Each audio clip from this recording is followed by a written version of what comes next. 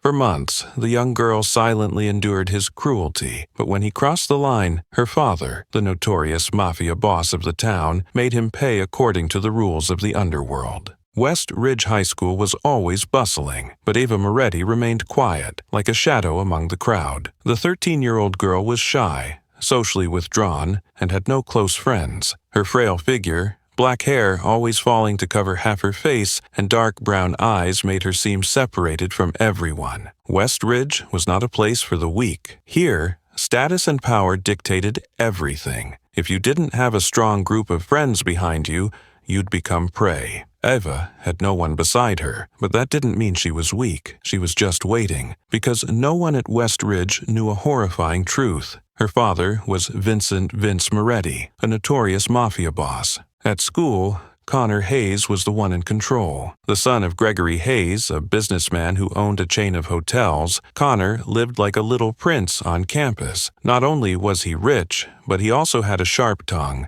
and the absolute confidence of someone who had never been denied anything in his life. He enjoyed the feeling of control, liked making others fear him, and when he saw a quiet, unprotected girl, he knew immediately who his next target would be. Eva Moretti. At first, he just saw her as a small amusement. He nudged her shoulder in the hallway, no response. He dropped her books in class. She just silently bent down to pick them up. What was interesting about someone like that? But then, he started noticing something strange. Eva was not like the other weaklings. Most students being bullied would avert their eyes, tremble, or try to seek help from teachers. But Eva never complained, never begged, and never showed any fear.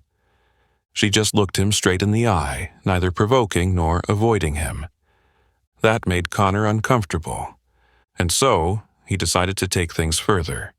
He didn't know that one small mistake could ruin his life. He didn't know who he was messing with. Connor Hayes wasn't the type to give up halfway. Once he had his sights set on someone, he would crush them to the very end, all to satisfy his own arrogant ego. And when Eva Moretti stood there, silent, unreactive like the weaklings he was used to, it only fueled his desire to break her even more. He started to escalate the cruelty. No longer were there light shoves in the hallways or petty food tosses, but harsh jabs strong enough to make Eva lose her balance. Moments where he blocked her path in front of the classroom just to whisper venomous taunts. Still keeping your head down, Moretti? Scared? Or are you just the invisible type, the one no one cares about? He would throw her things on the floor, step on her books, and every time she bent down to pick them up, he would sneer and stand with his arms crossed, watching like a warden observing a prisoner. Eva stayed silent. She didn't complain, didn't attempt to resist, nor did she beg for help. But in that silence, Connor made a huge mistake. Connor Hayes always felt safe because he was the son of Gregory Hayes, a powerful businessman with far-reaching connections. In this town, the Hayes family held significant influence over local politicians, owned a hotel empire, and had the means to bribe anyone who needed to be bought. He had seen his father solve countless problems with money and legal threats. A teacher tried to suspend him for fighting. His father made a call, and the next day the teacher was mysteriously transferred. A student dared to complain about him to the administration. Suddenly, the student's parents lost their jobs under mysterious circumstances. So, Connor never feared anything. He thought he was invincible. He thought no one could touch him. And that's why he kept pushing Eva into corners, not realizing he was poking the wrong person. Connor knew that bullying behind someone's back wasn't enough. He wanted to turn Eva into a laughingstock before the entire school, to extinguish any spark of rebellion she might have inside. That afternoon, in the crowded cafeteria, he stood up from his table and walked straight to Eva's, as if the place was his personal stage. He snatched her lunch bag without hiding it, waving it in the air like a trophy. Let me guess. Peanut butter and jelly. He laughed, tearing open the bag and pulling out the simple sandwich inside. He raised an eyebrow, feigning exaggerated surprise. Really? This is all you've got? Your family's so poor, Moretti? Or is your dad up to something shady that he can't even afford a decent meal? Laughter erupted from his table. His followers clapped, whistled, and cheered like they were watching an excellent comedy show. Some other students turned to look, a few laughed along, while others stayed silent, but no one intervened. No one dared intervene. Eva remained still, her gaze fixed on Connor, not a word of protest. Her silence bothered him. He wanted to see her cry, get angry, beg him to stop. But she didn't do that. So he did more. Connor forcefully threw the sandwich on the floor. "Pick it up, you lowlife." Eva didn't move. Connor suddenly smiled wickedly, lifting his foot and stomping down hard, crushing the sandwich into the white tiles of the cafeteria. A mushy stain spread across the floor, pieces of bread scattered everywhere. Oops. The laughter reverberated throughout the room. Some students lowered their heads, avoiding the sight. A few covered their mouths, struggling to suppress their laughter. But all of them witnessed it. Eva still didn't react. She just stared at Connor. No anger, no hurt, no sorrow, only a quiet, sharp look, like a blade. And for a brief moment, just a fleeting instant, Connor felt uncomfortable. The feeling passed over him like a shadow, so fast he didn't even realize it at first. But it was there. Eva bent down, picking up her backpack without a word, not even glancing at the mess Connor had just made. She walked down the hallway, weaving through the crowd that was still buzzing from the humiliation moments ago. She didn't cry. She didn't get angry. But there was one person who remembered everything very clearly. Her father. Connor Hayes didn't know it, but he had just signed his own death sentence. Connor Hayes had never been one to quit halfway. Once he set his sights on someone, he would cling to them like a predator, never letting go. But Eva Moretti was unlike anyone he had ever tormented before.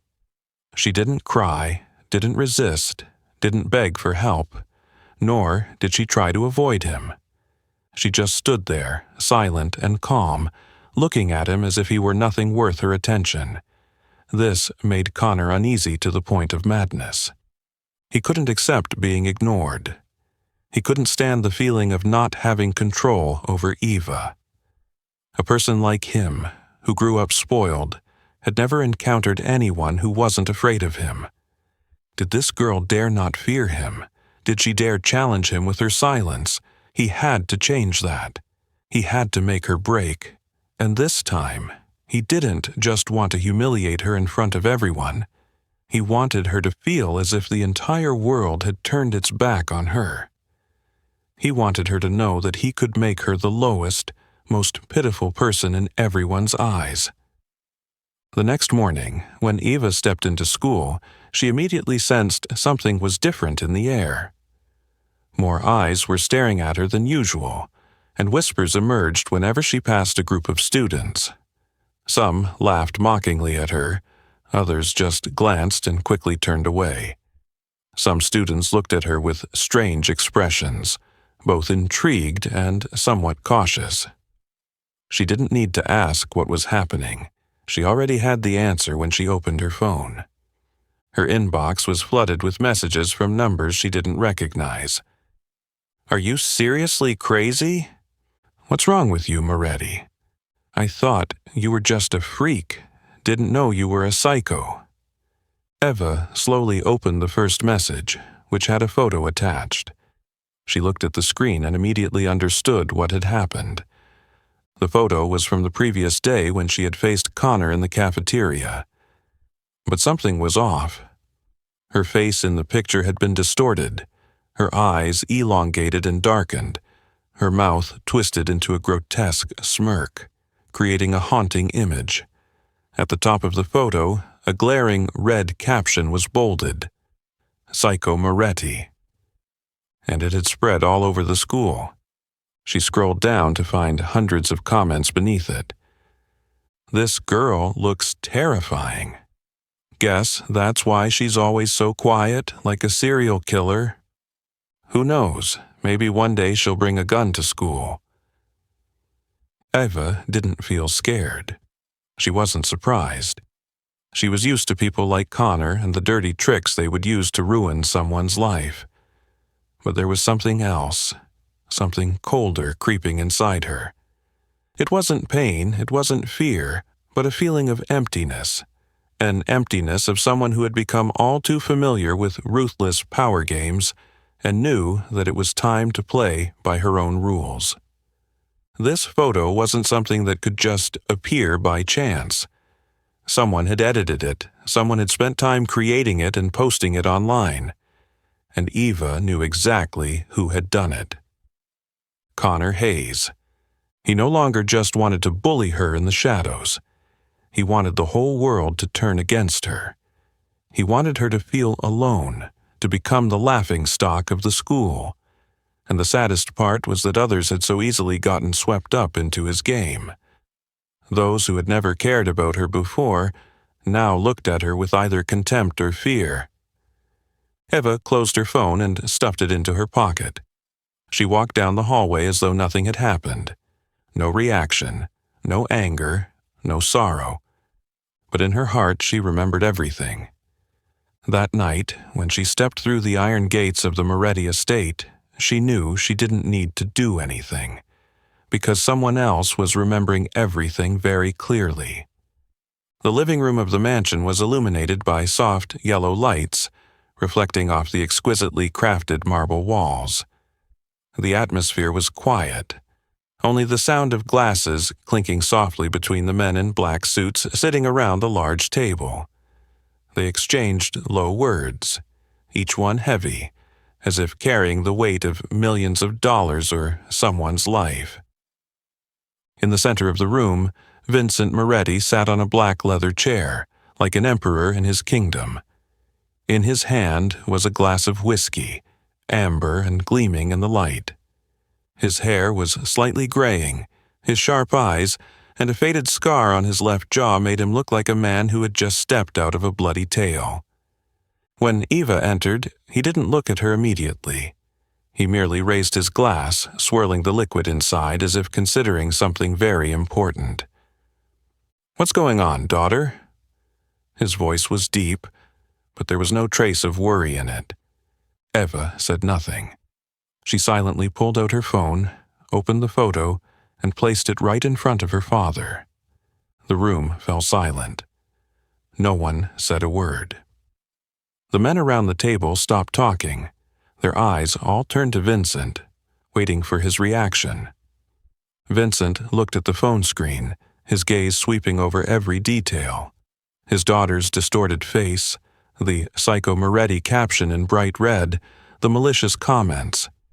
He didn't need to ask anything more, didn't need to hear any explanations. He had seen enough.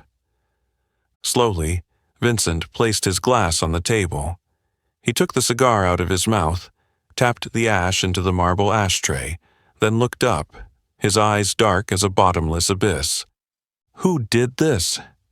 His voice wasn't loud, but each word sounded like a death sentence being signed. Eva stared straight into her father's eyes. Connor Hayes. In the silent room, Vincent Moretti's smile slowly appeared. Dangerous, like a predator who had finally found its prey.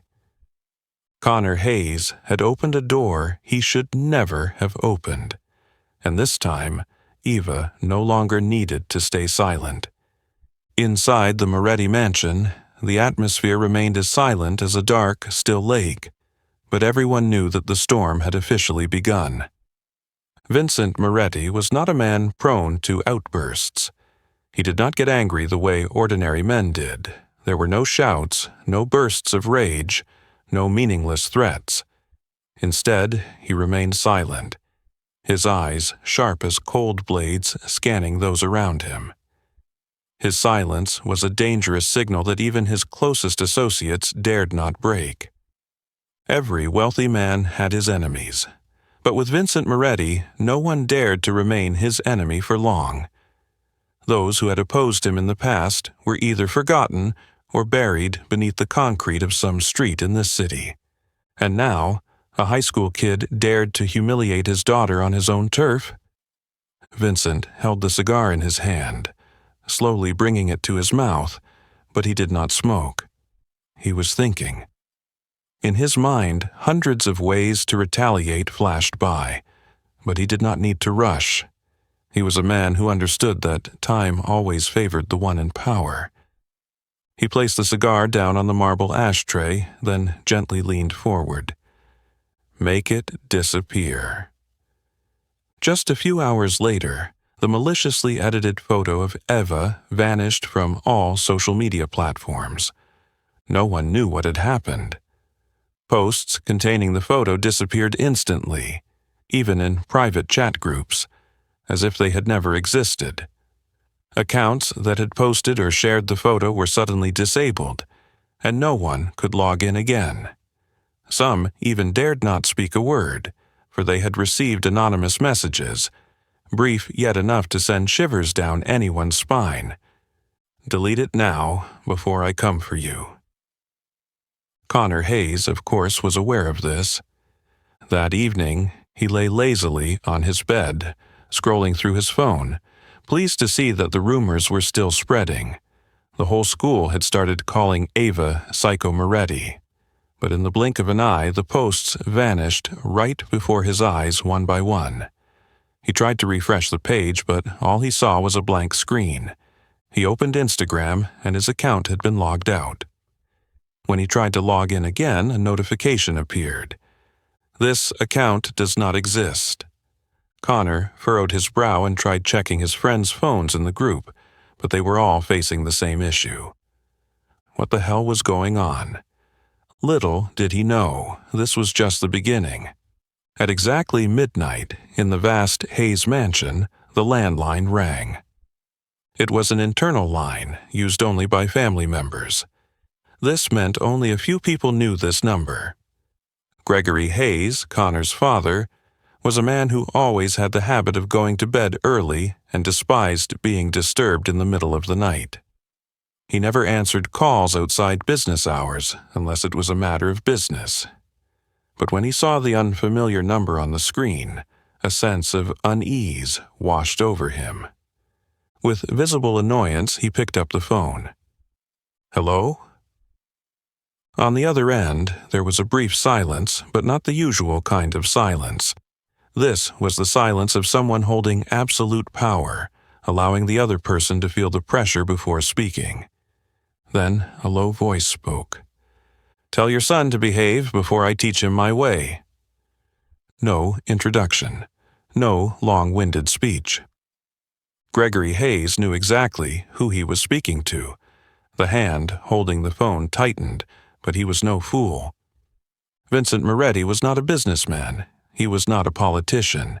He was not the type to compromise with money or covert deals. He was the darkness that no one wanted to face. Gregory tried to keep his voice calm. Vincent, I don't think this is something we need to blow out of proportion. It's just a bunch of kids messing around, nothing serious. The other end remained silent for a few seconds. Then Vincent exhaled slowly. We're both fathers, Gregory. If someone touched your son, what would you do? Gregory opened his mouth to say something, but Vincent continued, his voice deep, yet filled with cold menace. If someone touches my daughter, I'll bury him 6 feet under.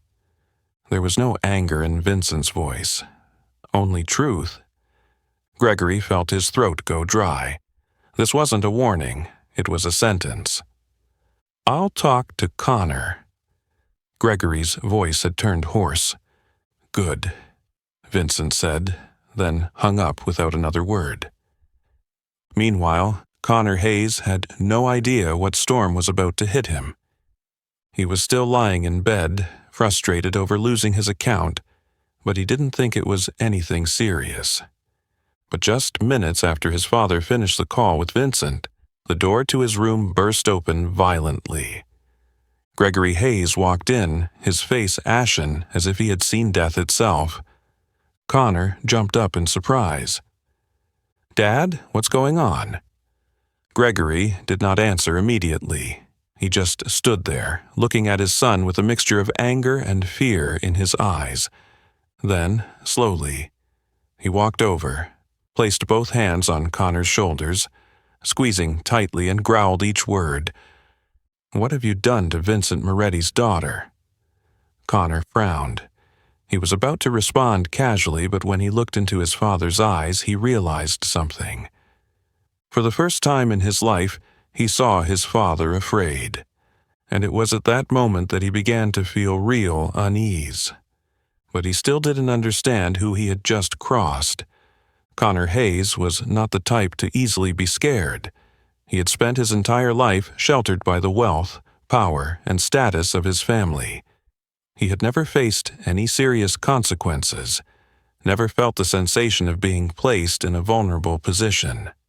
But tonight, for the first time in his life, he began to feel that something was terribly wrong. The party that night went on like any other rich kid's party. A lavish mansion, expensive cocktails, and the heirs of vast fortunes gathered, bragging about money they had never had to work for. Connor was the center of his group, as confident as a king in his own kingdom. But amidst the laughter and chatter, he couldn't shake off the unsettling feeling from the conversation he had earlier with his father. Gregory Hayes had not been clear about what Vincent Moretti had done, but he had given a very clear warning. "Stop. Now." Connor had only laughed dismissively. He didn't believe the stories about Moretti. Mafia? He might have been some old gangster, but who still believed in people like that nowadays? He thought his father was just exaggerating the whole thing. Just a bully picking on a weak kid. Just some girl who couldn't handle the pressure. What could possibly be so serious to make his father fear like this? But he would soon realize just how wrong he was. The party ended around 1 a.m. Connor left the mansion, slightly dizzy from a few drinks, even though he wasn't old enough to be drinking. He walked to the parking lot, fumbling through his pockets for his car keys. Just as he was about to unlock his car, a sleek black Cadillac quietly parked in front of him. Connor stopped, narrowing his eyes. Before he could react, two men in suits stepped out. The streetlights cast shadows on their faces, revealing cold, indifferent features with no trace of friendliness or coincidence. One of them spoke, his voice deep and crisp, like an order that couldn't be refused. "Hey, get in the car." Connor smirked, trying to remain calm. "Who do you think you are? Some kind of security guards?" But when the car door opened, his smile faded. Inside the car, Vincent Moretti was sitting, waiting. The streetlight illuminated his face, accentuating the sharp features of a man who had no time for trivial matters. He wore a perfect black suit, his tie neatly knotted, one hand resting on his knee, the other holding a cigar. His eyes were dark and deep like an abyss, cold as if they were looking right through Connor's soul.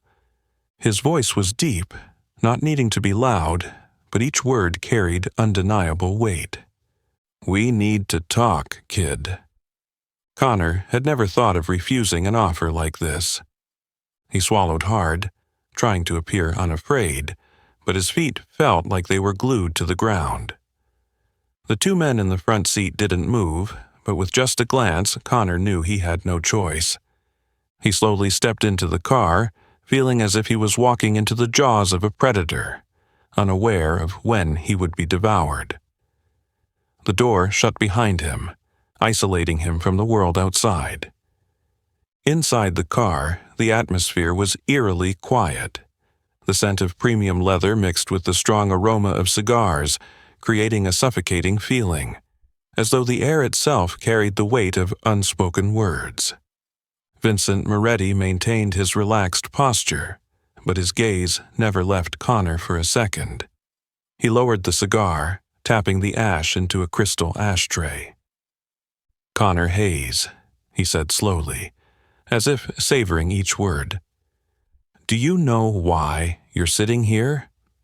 Connor tried to swallow.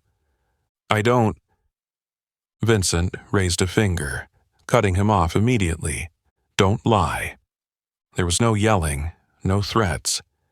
But the atmosphere in the car became so heavy that Connor felt like he couldn't breathe. Vincent leaned back in his seat, folding his arms. "You humiliated my daughter in front of the whole school. You doctored photos of her, spread rumors, turned her into a joke, and you think you're not going to pay for that." Connor opened his mouth to say something, but as soon as he moved, the two men in the front seat turned to look at him. One cold stare, a warning without words. Connor had never felt so small.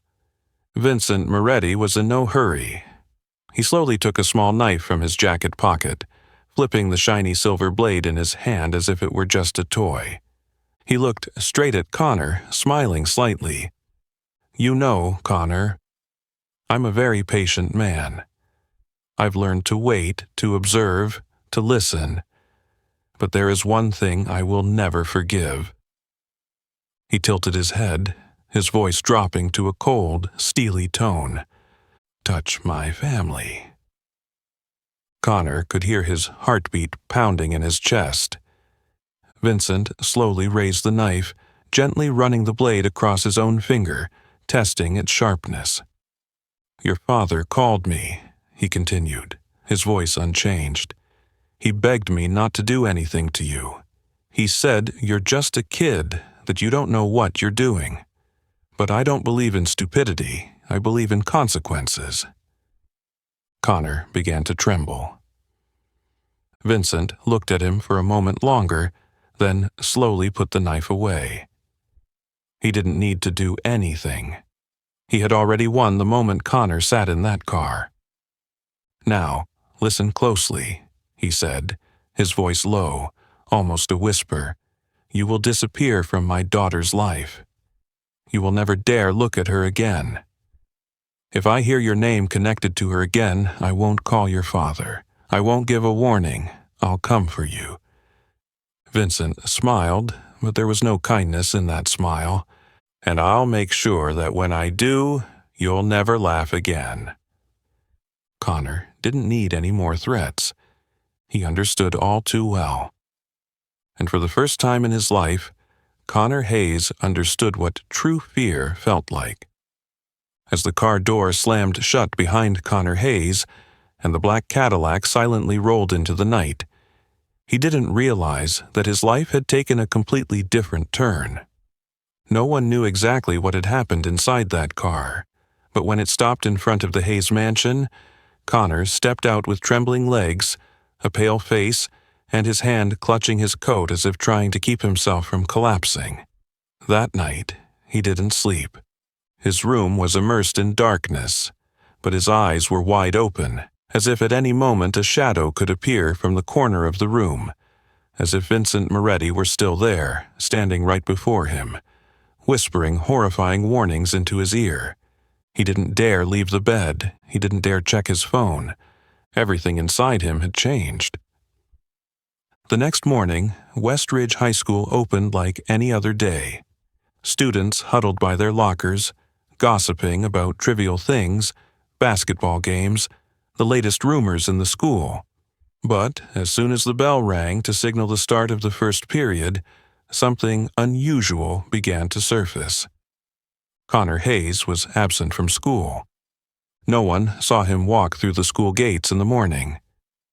There was no sound of his laughter echoing from the hallway corner. There was no image of him standing among his rich friends, bragging about the luxury items he owned or humiliating others just to amuse himself. At first, no one thought much of it. Maybe he was just sick or skipping school like he had done many times before. But then, A rumor started to spread, slinking through the hallways and classrooms, passed from one person to another like a cold winter wind. I heard Connor was threatened by someone. Last night, someone saw a black car take him away. I heard he's too scared to leave his room. No one knew where this rumor started, but the more people heard it, the heavier it seemed to become. Then another theory was added, making everything even more sinister. I heard his parents are trying to send him abroad. That was when things got serious. Inside the Hayes mansion, a dark atmosphere enveloped the place. Every door was shut tight, and the curtains were drawn as if trying to hide something from the outside world. Gregory Hayes sat in the armchair, his hand clenched so tightly that his knuckles turned white. Across from him was his wife, Margaret Hayes, who was clearly agitated, her eyes filled with worry as she repeatedly dialed numbers, searching for information, but unable to connect with anyone who could help them. Connor sat in the chair beside them, his face still pale from the night before. He didn't say a word. Since stepping into the house, he had just sat quietly, his eyes blankly staring at his hands, occasionally twitching as though recalling a nightmare he couldn't escape. He had never felt like this before. For the first time in his life, he felt powerless. For the first time in his life, he understood what real fear was. Margaret quickly walked over to her husband, her voice tense. "We have to do something, Gregory. Our son." Gregory looked up at his wife. He didn't say anything for a moment, but his gaze was hollow, as if he had realized there was no way out of this situation. Then he sighed. "We have to leave." Margaret's eyes widened. "What? What are you saying? We can't. We have no choice." Gregory interrupted, his voice no longer holding the calm demeanor it usually did. "Don't you understand, Margaret? This is no longer a school issue. This isn't a game. This is Vincent Moretti." That name made Margaret freeze. She knew Moretti. Who in town didn't know him?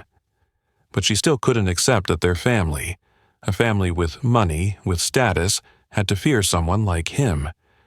"We could..." She tried to say something, but Gregory slammed his hand on the table, startling her. "We can't do anything." He emphasized each word. "Someone like Moretti isn't someone you can bribe or negotiate with. He doesn't care about those things. He has one rule. No one touches his family without paying the price." Margaret couldn't say anything more. The entire room fell into a chilling silence. Gregory turned back, looking directly at his son. "Connor." His voice was cold. "Tomorrow, you're not going to school anymore. We'll arrange for you to go somewhere else. Maybe New York, maybe Europe. But you will never come back to this town." Connor looked up at his father. His eyes were filled with fear, but there was something else. Resignation. He knew this was no longer a choice. He had to leave. The rumor continued to spread. No one knew exactly what had happened to Connor, but everyone understood one thing. He was gone. The Hayes mansion became eerily quiet. No longer hosting lavish parties, no longer seeing expensive sports cars driving in and out. The windows were closed, the curtains drawn, and in school, something had changed. The students, the ones who had followed Connor to bully others, were now unusually silent. No one dared mention his name. No one dared mention Eva Moretti. They knew that an era had ended. No warning was needed, no blood was shed. Vincent Moretti had acted, and as always, he left no trace but utter fear. The Hayes mansion, once a symbol of wealth and power, now lay immersed in a heavy atmosphere. Gone were the lavish parties, the expensive sports cars parked at the gate. The lights inside still burned, but their glow no longer radiated luxury as before. It now carried an invisible tension. Gregory Hayes sat in an armchair in his office, his hand gripping a glass of wine he had yet to drink. He had once been a proud man, believing money could buy anything, but tonight, for the first time in his life, he felt small. Connor was still upstairs, silent, saying nothing to anyone. He hadn't slept since the previous night. When his father had told him to leave town, he hadn't protested. He knew he had no choice. Gregory had once thought he could control everything. He had dealt with countless competitors, silenced scandals with money and connections. But this time, he couldn't buy safety. He knew Vincent Moretti wasn't the type of man you could negotiate with money. But he had to try. The following afternoon, a sleek black Mercedes rolled into the private grounds of the Moretti estate. 2 bodyguards in suits got out first, scanning the surroundings. Then a middle-aged man with a dignified appearance and streaks of gray in his hair stepped out. Gregory Hayes had come personally to meet Vincent Moretti. The Moretti mansion wasn't the flashy, ostentatious type like his own. Instead, it exuded a quiet, commanding presence. No lavish chandeliers, no garish displays. Everything was refined, powerful, and dangerous, just like the man who ruled this place. Gregory entered the living room, where Vincent was already waiting. Vincent sat behind a heavy mahogany desk, the light from the window casting sharp shadows on his chiseled features. One hand held a cigar, the other slowly swirled a glass of whiskey. There was no smile, no pleasantries, only a deathly silence. Gregory approached, trying to maintain his composure, though each step he took seemed forced. He sat down, but didn't touch the glass of whiskey the servant had placed in front of him. Vincent locked eyes with him. No scorn, no anger, but something about his gaze made Gregory feel exposed. "Why are you here?" Vincent's voice was low, but each word carried weight. Gregory took a deep breath. "I'm here to talk, like grown men." Vincent didn't respond immediately. He lowered his cigar, tapping the ash into a crystal tray before slowly leaning back in his chair. "Talk?" he repeated, as if weighing the meaning of the word. Gregory swallowed hard. "I think things between the kids have gone too far. I understand my son made a mistake, and I'm sorry for that. But he's still just a kid. I hope we can settle this in a way that no one has to suffer unnecessary consequences." Vincent raised an eyebrow as if he found the story amusing. Unnecessary consequences. The atmosphere in the room grew heavy. The men stationed in the corners of the room, loyal followers of Moretti, were silent, but Gregory knew they were listening intently to every word. Vincent set his glass down on the table, his dark eyes never leaving Gregory. "You say your son is just a kid," he spoke slowly. "Then tell me this, Gregory. Can a kid alter my daughter's image, tarnish her reputation, turn her into a laughingstock online, then stomp on her meal in front of hundreds of people, all for his amusement? Can that still be called a kid?" Gregory felt his throat tighten. "I'm not saying he was right." He hurried to clarify. "I just want to say he didn't understand the consequences. I believe an apology could—" Vincent abruptly lifted his head, a cold smile spreading across his face. "Apology?" Gregory fell silent.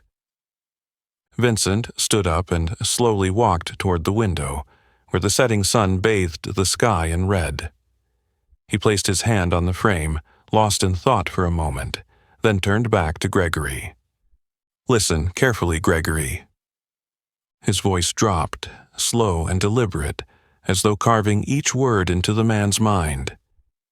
"If your son looks at Eva again, he will disappear." There was no threat, no exaggeration, just a statement as certain as death. Gregory felt a chill run down his spine. He knew Vincent wasn't lying. He wasn't the type to make threats and let them slide. If Connor dared to show himself in front of Eva again, there wouldn't be a second time. Gregory took a deep breath, stood up, trying to hide the tremble in his hands. "I understand," he said quietly, bowing his head to Vincent before turning to leave. He didn't dare look back. As he stepped into the car, the doors to the Moretti estate closed behind him. A clear sign that Vincent had made his decision, and nothing would change that. Gregory Hayes had tried to challenge Vincent Moretti, and now he knew it had been the greatest mistake of his life. When Gregory Hayes left the Moretti mansion that day, he didn't need anyone to remind him of the danger he had just faced. He had seen something few people ever have the chance to witness and live to tell the tale. The eyes of Vincent Moretti when he issued his final warning. There was no anger, no crude threats, just one absolute truth.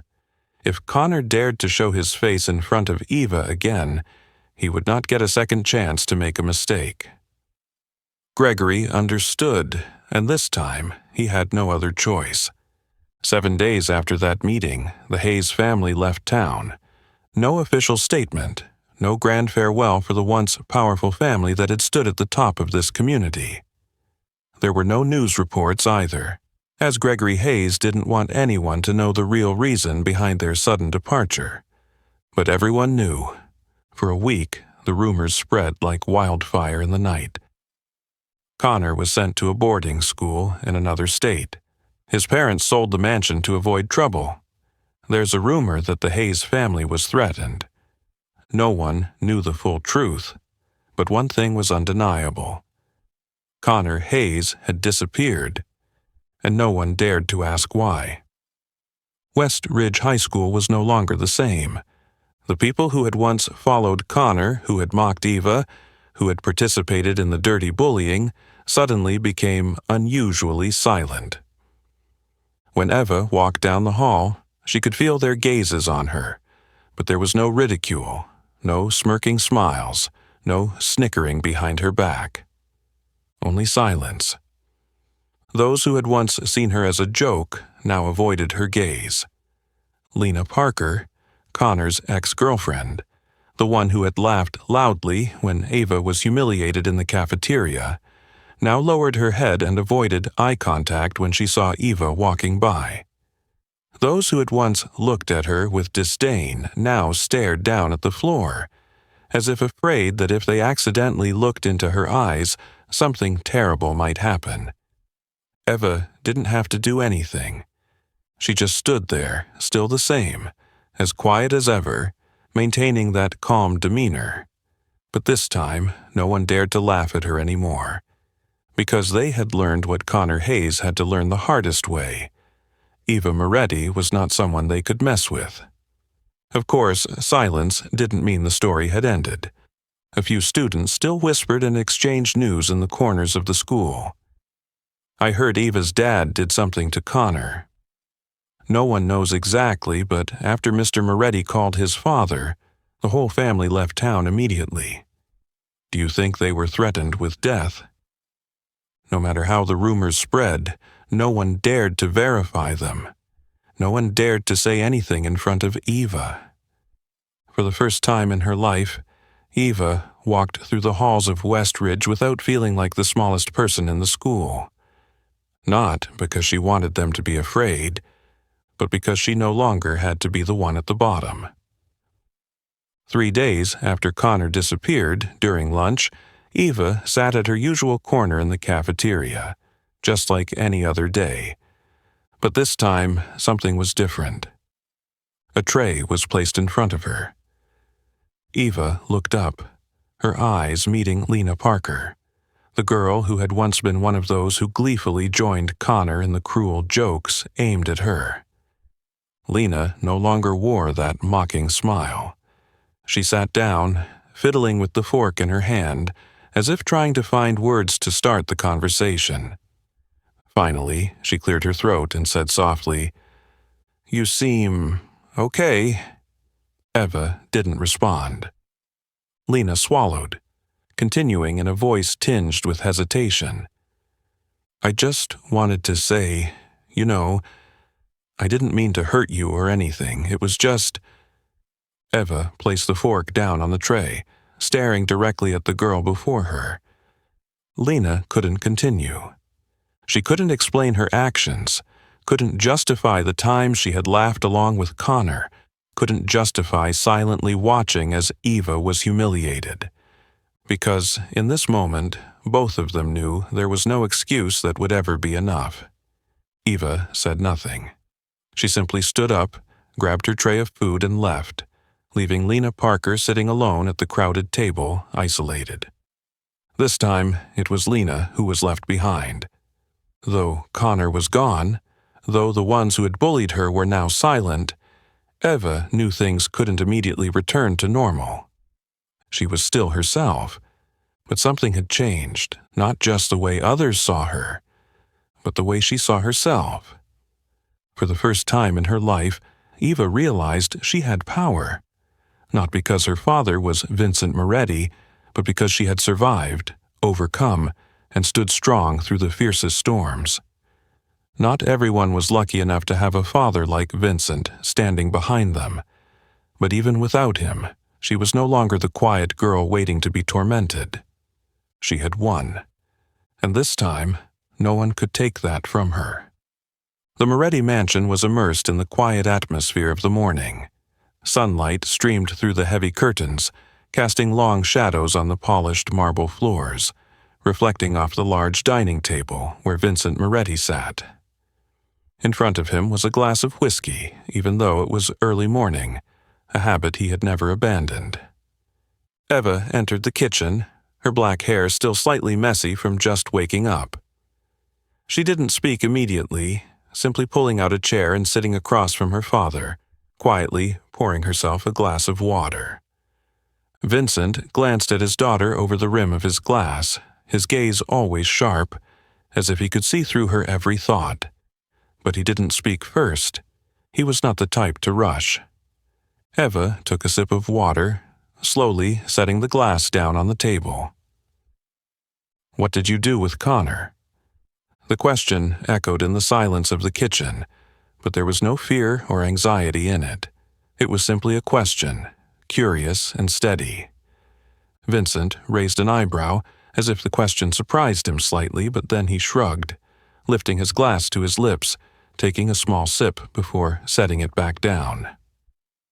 "This world operates on a simple rule, daughter," he said in a low, steady voice. "The weak will be crushed. But you don't have to be weak." Eva didn't respond immediately. She listened to her father's words, reflecting on them, letting each word sink deeply into her mind. In the past, Eva always felt powerless in the world around her. She was a quiet girl, walking among the crowd, trying not to draw attention, to avoid becoming the target of people like Connor Hayes. But in the end, she still became the target, still found herself in the sights of someone who only knew how to be ruthless to satisfy his ego. She used to think she had no power, that the strong were people like Connor, the ones with status, with friends, with a voice in school. But she was wrong. Connor was not strong. He was just someone who deluded himself into thinking he was strong, relying on the fear of others to feel powerful. But when faced with real power, the kind that no one can challenge, no one can escape from, he collapsed. He ran. He disappeared. Eva realized that the difference between a bully and someone with real power was in who could survive longer. And she had survived. Vincent was still watching Eva, his gaze as sharp as ever, as if trying to read every thought in her mind. "What are you thinking?" he asked. Eva paused for a moment, then lifted her glass of water, gently swirling it in her hand, her gaze never leaving the transparent liquid inside. "Do you ever regret anything?" she asked, her tone calm but carrying a genuine curiosity. Vincent raised an eyebrow, but there was no sign of surprise. He understood that the question wasn't just about Connor, but about everything he had done in his life. He took a long breath, placing his hand on the table, his fingers tapping lightly on the wood in a thoughtful rhythm. "What is regret, Eva?" he asked in return. Eva looked up at her father. "It's when someone does something that they later wish they hadn't done."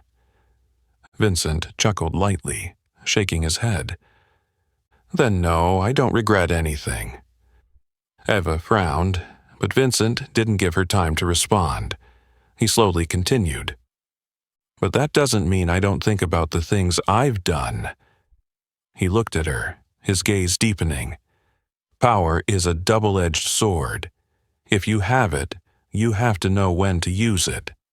And the most important thing is to understand when to act and when not to." Eva didn't answer, but she knew her father was teaching her a lesson. He wasn't just talking about Connor. He was talking about life itself, about how the world works, about the rules that only those at the top truly understand. Before, she had thought power was absolute control, the ability to destroy others, to be untouchable. But when she looked at her father, seeing how he managed everything without raising his voice, without showing off, she understood that true power didn't lie in what others saw, it was in the control within. Connor had lost his power the moment he lost control. He had revealed his fear, let his anxiety eat away at him, and that was the moment he became weak. As for Eva, she was no longer weak, not because her father was Vincent Moretti, but because she had learned to protect herself. She was no longer the girl sitting alone in the cafeteria, trying to make herself invisible. She didn't need to scream, didn't need to retaliate, didn't need to humiliate anyone to feel strong. She just needed to exist, with the absolute confidence that no one could touch her anymore. And that was real power. Vincent lifted his glass of whiskey, took one final sip, and set it down. His eyes glinted with a pride he didn't express too overtly. "You've done well, Eva." Eva looked at her father. "I haven't done anything." Vincent smiled faintly. "Exactly. And that's why you've won." Eva didn't answer, but in her heart she knew her father was right. She didn't need to do anything. The world had turned on its own, as it was meant to, and she had survived longer than the one who thought he could crush her. That morning, as Eva entered the gates of West Ridge High School, she could clearly feel the difference in the way people looked at her. But this time, she didn't lower her head, didn't avoid their gazes, and didn't try to make herself invisible like she used to. For the first time in her life, she walked through the narrow hallways with her back straight, eyes forward, as if she had never been a victim. She didn't need to appear dangerous, didn't need to threaten anyone, and didn't need to seek revenge on anyone. But simply by being there, calm and unafraid, she was enough to make others nervous. There were no more whispers as she passed by, no more sneering smiles, no more scrutinizing glances from Connor's friends, those who had once seen her as their amusement. Everything had changed. When Eva passed by Connor's old group of friends, she saw Lena Parker standing there, her messy blonde hair as if she hadn't slept all night. Lena had been the first to mock Eva every time Connor made fun of her, the one who whispered cruel words behind her back. But today, as Eva walked past, Lena looked down, clutching her backpack straps, as if she just wanted to disappear from that spot. Beside her, some of the boys from Connor's group were no better. No one dared say anything. Before, they would have burst out laughing, nudging each other, gossiping, throwing sarcastic comments to make Eva uncomfortable. But now, they were all silent. Eva didn't have to do anything. It was Connor's absence that had left a void no one in the group could fill. He had been the center of power, the one who ruled through fear, pulling everyone into his cruel spiral. But when he left in a way no one fully understood, they didn't know what to do anymore. They didn't know whether to continue bullying Eva because no one knew what had happened to Connor. And that vague fear was the most terrifying thing. At West Ridge, no one dared to openly take sides, but everyone understood who the real power was. As Eva walked into the classroom, a few students glanced at her, but no one said anything. Some quickly turned away, pretending to focus on their phones or books, but Eva could sense that something had shifted in their eyes. No longer was there pity. No longer was there disdain. For the first time, there was respect. A few people who had been indifferent before now nodded slightly as she passed by. A small gesture, but one that meant more than 1,000 words. Some even mouthed something, as if they wanted to say something, but no one dared speak out, because they knew Eva was no longer the girl being bullied. She wasn't the one sitting alone in the cafeteria anymore, hiding from malicious stares. She had changed. One thing Eva realized that day was this: power wasn't about humiliating others, it was about not letting anyone humiliate you. Connor had used power to control, to spread fear, and manipulate everyone. But that power only existed because others allowed it to. Eva didn't need to do that. She didn't need to prove her strength through revenge, didn't need to appear more dangerous or cold than necessary. She didn't need to stand up in class and shout at the people who had bullied her, didn't need to try to get justice from anyone, because just by standing there, still unbroken, was the strongest proof. When the bell rang for lunch, Eva no longer quietly left the class like she used to. She stood up, slung her backpack over her shoulder, and walked out with a completely different posture, the posture of someone no longer bound by the past. When Eva sat down at the lunch table, a place where she had always been alone before, it wasn't like that anymore. She was picking up a bite of food when a voice spoke next to her. "Is this seat taken?" Eva looked up and saw a classmate, Sophia Reed, hesitating in front of her. Sophia was a quiet student but had never been part of the bullies. Eva looked at her for a moment, then shrugged. "You can sit here." Sophia sat down, placing her food tray on the table. A while later, another boy from the class pulled out a chair and sat down with them. Eva wasn't used to this. She'd been so accustomed to loneliness, to being the outsider. But this time, she wasn't the outsider anymore. By the end of the day, as Eva walked out of the school gates, she realized something important. She didn't need to win in Connor's game because she had completely stepped out of it. She was no longer the victim. She didn't need to become the villain either. She was simply Eva Moretti, and for the first time in her life, that was enough. Not everyone knows how to face change. Those who once mocked Eva no longer laugh, but their reactions are all different. Some try to act as if nothing ever happened. They say nothing, avoid her, but dare not look her in the eye when they walk past her in the hallway. They avoid her as if afraid that just making eye contact will cause something from her to spread to them. A kind of invisible power, the power that comes from being unyielding. Others, especially those who once sided with Connor, start trying to befriend her. Not because they genuinely feel sorry, but because they understand the balance of power has shifted.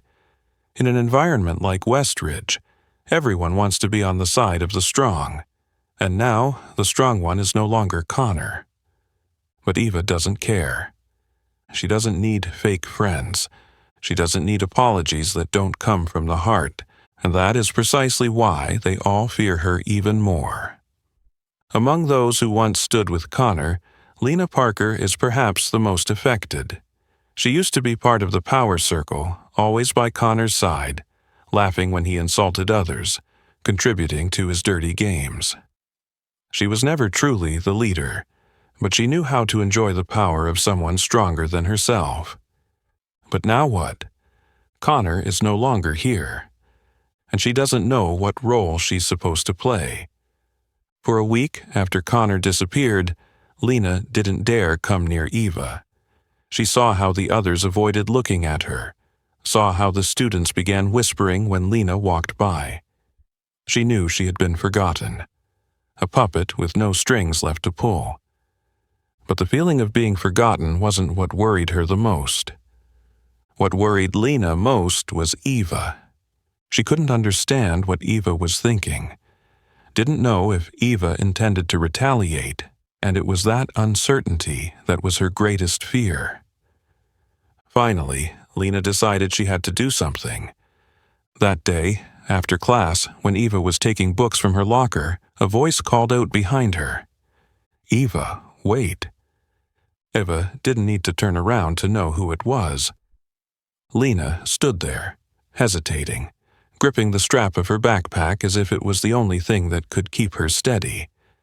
Eva didn't say anything, just closed her locker and looked directly at Lena, waiting.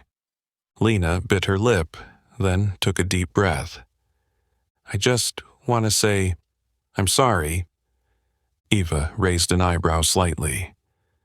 Lena continued, her voice trembling. "I didn't think things would go this far. I never really hated you or wanted to hurt you." Eva remained silent, her gaze sharp, as if dissecting every word Lena said to find the truth. Lena looked down at the floor, speaking more softly now. "I just thought I didn't want to be the target, and if standing by Connor meant safety, then I chose the wrong way." Eva stared at Lena for a long moment. Then she gave a faint, hollow smile. There was no anger, no contempt, just a simple, cold understanding. She didn't need to hear this apology, because she already knew the reason. Because this apology wasn't for her, it was for Lena. Because she wanted to shake off the guilt, to seek forgiveness so she could sleep soundly at night. Eva didn't say anything more. She just turned and walked away, leaving Lena standing there, alone, with the apology hanging in the air. Lena didn't try to call her back, because she knew an apology couldn't erase the past. After that conversation, Lena never dared to mention Eva again. She still went to school, still walked the familiar hallways, but no one really stood by her anymore. No Connor, no group of followers. She used to protect herself by standing with the strong, but now the strong one had disappeared, and now she was left all alone. The ones who used to bully Eva didn't fare much better. Some tried to approach her, testing whether they could fill the gap left by Connor, but Eva didn't need them. Some completely avoided her, as if she was a reminder of their mistakes, but whether they tried to befriend her or steer clear, they all feared her. Not because she threatened them, not because she sought revenge, but because they couldn't understand her. They didn't know what she was thinking, didn't know what plans she had, didn't know what she might do next, and that unpredictability scared them more than anything else. Eventually, Eva realized something.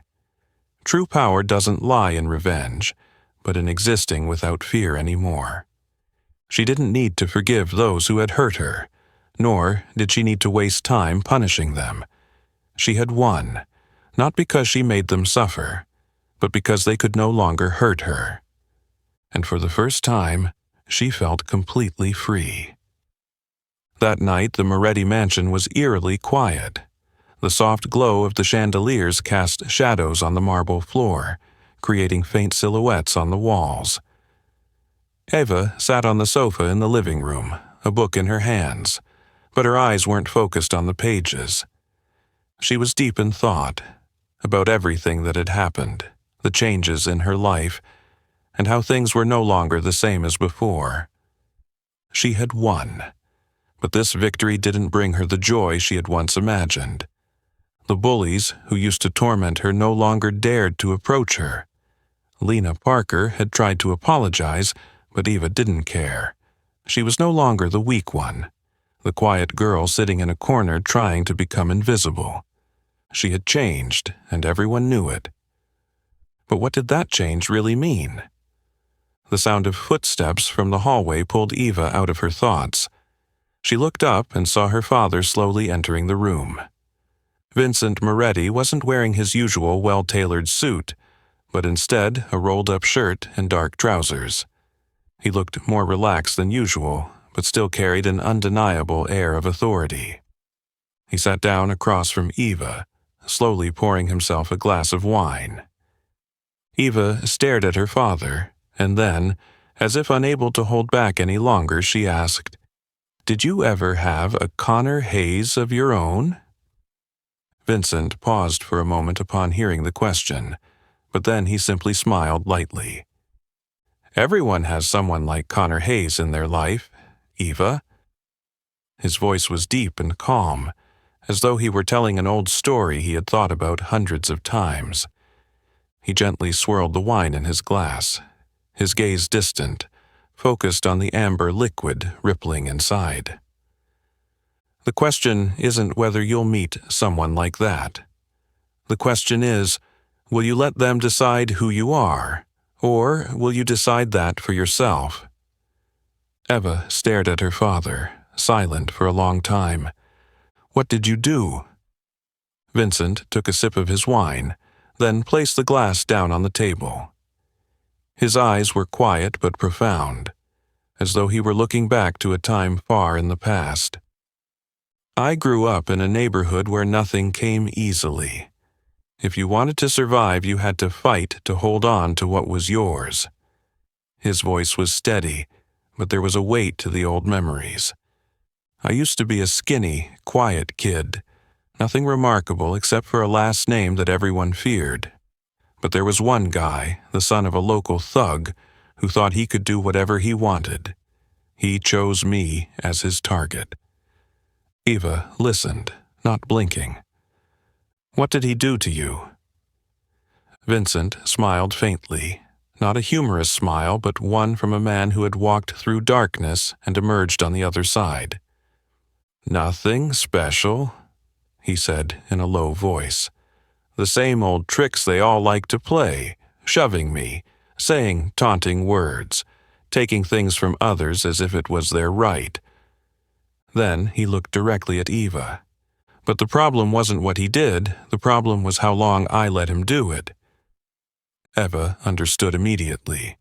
That was the thing she had struggled with all these years, the silence. Silence that made people like Connor Hayes think they could do anything without being stopped. Vincent continued, his voice sharpening. "One day, I realized that if I didn't stop him, he would never stop, and I did what needed to be done." Eva looked at her father, trying to find some emotion in his eyes, maybe regret, maybe pride. But all she saw was absolute certainty. "Did you kill him?" Vincent chuckled softly, then shook his head. "No, Eva." He took another sip of wine. "I didn't need to do that. I just needed to make sure he would never dare touch me again." Eva remained silent, feeling every word of her father's sink into her mind, like a warning, like a lesson she needed to engrave in her soul. She had once thought that power came from hurting others, that if she didn't want to be bullied anymore, she had to become the most dangerous person in the room. But now she understood that what made people like Connor Hayes afraid wasn't violence. It was the unpredictability.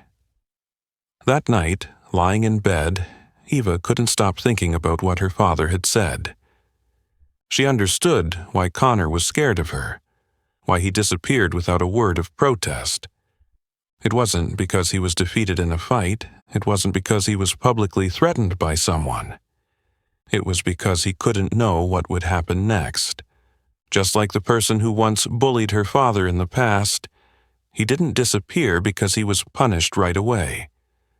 He disappeared because he couldn't handle the fear of not knowing what might happen to him. Eva didn't have to lift a finger. She just had to exist, unyielding. And that was enough to make others tremble in fear. The next morning, when Eva stepped out of her bedroom, her father was still sitting in the living room, reading the newspaper as usual.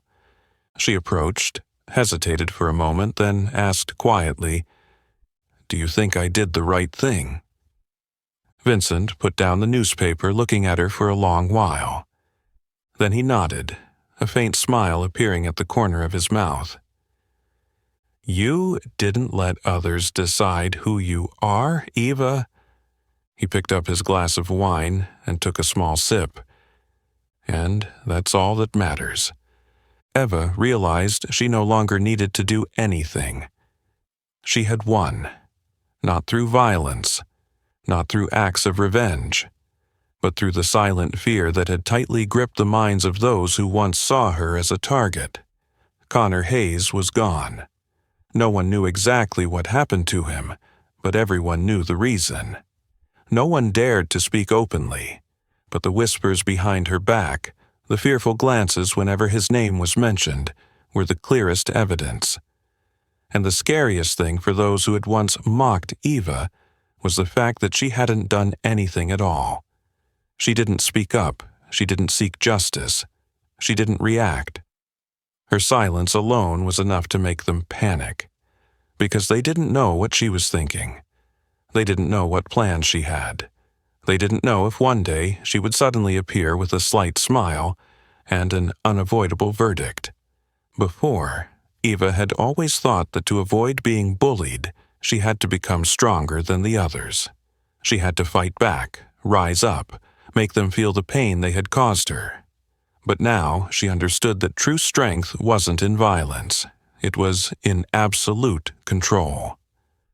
Those who had once bullied her now couldn't face the very wrongs they had committed. Those who had once looked at her with disdain no longer dared to meet her eyes. Those who had once thought she was the weakest in the school now understood that they themselves were the truly weak ones. Eva didn't need to prove any of this. They understood it on their own, and that was the greatest victory. Some people learn their lesson early, while others learn it too late. Lena Parker was one of those who learned it too late. Since the day Connor disappeared, Lena had tried to approach Eva, tried to apologize, tried to justify what she had done. But Eva didn't need to hear those apologies. She didn't need Lena to kneel and beg for forgiveness. She had won, not because she had been compensated, but because Lena would forever live with the fear that she could never make up for what she had done. In the days that followed, Lena grew quieter. No more confidence, no more fake smiles, no more cruel taunts. Lena couldn't return to her old group of friends because no one wanted to be associated with her. Those who had once laughed at Eva now didn't want to be involved with her either. She became a lonely shadow, a living reminder of the downfall of someone who had once thought herself strong. That day, when Eva walked down the school hallway, she felt for the first time that she was truly free. No one looked at her with pity. No one whispered about her behind her back. No one dared to be hostile toward her anymore. She had survived the storm, and now the storm had passed. Eva no longer walked like someone trying to hide. No more lowering her head, no more keeping silent out of fear. She walked with absolute confidence, not the arrogance of someone seeking revenge, but the calm of someone who no longer needed to seek revenge. The days of suffering were over. The fears had been cast aside, and now Eva Moretti had become herself, a person no longer defined by anyone, no longer controlled by anyone, no longer letting anyone determine her worth. She had reclaimed herself. And that was true freedom. The hallways of Westridge High School had never been this quiet. There were no more snickers behind Eva's back, No more whispers every time she walked by. Those who had once been part of the crowd mocking her, those who had once seen her as a joke, no longer dared to look her in the eye. And this time, she was no longer the victim. Eva walked, not fast, not slow, not needing to appear strong or intimidating. She was simply herself, and that was enough. There was something unspoken, something everyone knew but no one dared to say. Connor Hayes had learned his lesson. Somehow, he had disappeared from the school, from the town, from the lives of those who once followed him. No one knew exactly what had happened, but everyone understood that some things were better left unsaid. Connor was no longer here. Those who had supported him had found ways to distance themselves from his shadow, and most importantly, no one dared to take his place. West Ridge had once had an order where the strong could trample the weak, but after Connor disappeared, no one dared to step up to fill his position. Because now, everyone understood there were lines you shouldn't cross. Because now, they knew not everyone was an easy target. Because now, they knew that sometimes the weak were not as weak as they seemed. Lena Parker was still at the school, but she was no longer the same person. Those who had once surrounded her were gone. No one wanted to be associated with the name Connor Hayes anymore, and no one wanted to mention the day everything changed. Lena once had everything: status, attention, the protection of someone stronger. But now all she had left was silence. One day, when Eva walked past Lena in the hallway, she instinctively lowered her head, as if by reflex. Eva gave her a brief glance. No pity, no contempt, just a fleeting look. Then she continued walking. Lena didn't say anything, because this time she had nothing left to say. Eva no longer ate lunch alone. Not because she needed anyone to sit with her, not because she was trying to make friends, but because this time others had come to her first. Sophia Reed, who had once only watched from a distance, was now one of the few brave enough to sit next to Eva. She didn't ask about Connor, didn't ask about what had happened, because she understood that some stories didn't need to be retold. One day, as they sat eating lunch, Sophia suddenly looked up at Eva, hesitating slightly before asking, "Did you ever think it would end up like this?" Eva paused for a moment, then took a sip of water and replied nonchalantly, "No, but I knew it had to end this way." Sophia nodded, as if she understood, because that was the truth. The storm had passed, and Eva was still here. When Eva got home that evening, her father was sitting in his usual chair, a glass of liquor in hand, his gaze as sharp as ever. He didn't ask her about school, didn't ask her about the people who had once bullied her, because he knew she had already figured it all out. Vincent Moretti was not the type of man to speak much. He just looked at his daughter for a moment, then lifted his glass toward her, silently acknowledging her. Eva understood the meaning of that gesture. It wasn't praise, it wasn't congratulations. It was simply an acknowledgement that she had weathered the storm without being swept away. She didn't need anyone to tell her she had changed. She knew she had, and that was enough. The next morning, when Eva walked into school, the atmosphere was the same as any other day. Rows of lockers lined the hallway. The bells rang to signal class time. The cautious glances from those who had once looked down on her, but this time no one dared to see her as a victim anymore. No one dared to laugh. No one dared to test her limits. She had survived the worst of times, and now she was no longer bound by the past. She had walked through the storm. She had left everything behind. And now she walked as if no one could ever hurt her again.